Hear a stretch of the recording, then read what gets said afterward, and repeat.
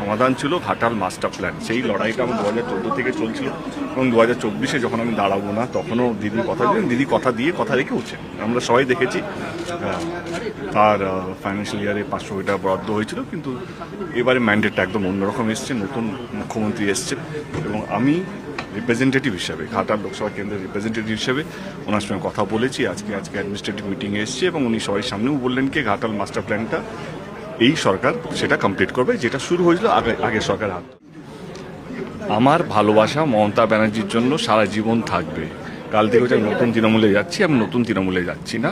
যতদিন মমতা ব্যানার্জি বেঁচে আছে মমতা ব্যানার্জির সঙ্গে আছি এবং ভবিষ্যতে কী হবে আমি এখন কিছু বলতে চাইছি না। তুমি যদি আজকে আমাকে জিজ্ঞেস করো, আমি দিল্লিও যদি গিয়ে থাকি বা আজকেও যদি এখানে উপস্থিত হয়ে থাকি, তৃণমূল কংগ্রেসের সাংসদ হিসেবে আমাদের সবাইকে মানতে হবে কে law of the land, respect to the position, respect to the chair. আজকে আমি এটা তো অবিশ্বাস করতে পারবো না কি শুভেন্দু অধিকারী আমি আমাদের রাজ্যের মুখ্যমন্ত্রী নয়। আমাকে তো এটা মানতে হবে, আমাকে কেন আমাদের সবাইকে মানতে হবে। এবং আমার কাজটা কি, এই ডাবল ইঞ্জিন সরকার যেটা কেন্দ্রেতে আছে এবং রাজ্য আছে তাদের হাত ধরে আমি যেই প্রতিশ্রুতিগুলো দিয়েছি বা আমি যে স্বপ্নগুলো ঘাটাল লোকসভা কেন্দ্রের মানুষকে দেখিয়েছি, সেই স্বপ্নগুলো তো আমার দায়িত্ব স্বপ্নটা পূরণ করার।